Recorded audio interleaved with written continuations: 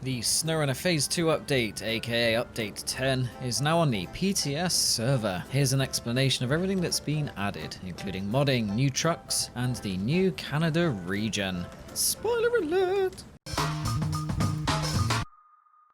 For a while, SnowRunner was a little stagnant. Now it seems as if Saber Interactive is going full steam ahead with the Season Pass content and a couple of bits that aren't included. But let's not dwell on the Chevrolet Apache in this video, or the forthcoming Twin Steer 49X. This video is all about Update 10, which has been added to the public test server, or PTS for short. This is the phase of Phase 2, where things are tested to see how well they work, or don't, as the case may be. The biggest news is that the Canadian Yukon region has been added, so testers can test Big Salmon Peak and Floody Foothills. These maps are said to be as big as Amandra, which is currently the biggest map in the game, so lots of scenery to get lost in. There are also 3 new trucks, as shown in previous videos on A Tribe Called Cars. Yes, the CAT TH357D telehandler and its ability to lift cargo has been confirmed.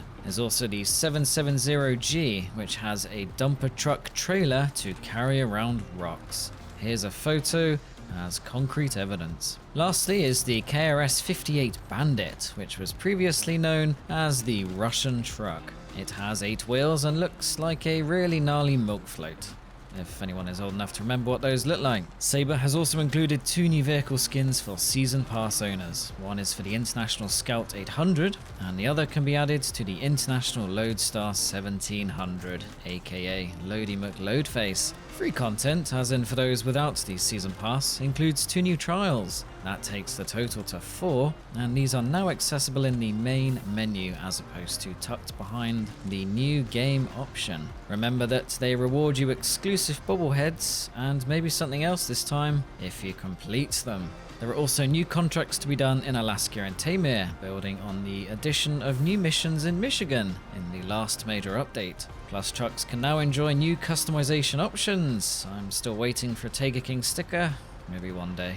Moving on to other stuff that has been added, tweaked or changed. I will get to modding, don't worry. There's now the option to secure trucks to trailers, as opposed to hoping they remain in place. The crane anchor leg issue, which saw them extend while cornering and basically made it look like your truck had training wheels, has been fixed. Sad times, this made you untippable. Saber has also tweaked the Azov 64131 center of mass. There's now a warning message if you're about to fail a contest condition, repaired a bug to do with destination points not displaying in-game when placed on bridges, and as mentioned, the trials option is now in the main menu. Bug fixes include solving the wobbling minimap, the removal of quest item locations on the map if you restart the Star in the Sky contract, ensuring you see a yellow marker after using the metal detector in the same contract, and fixing the wheels through slab issue that made river crossings in Amandra unnecessarily difficult. Also fixed is the inability for some users to load custom-made mod maps.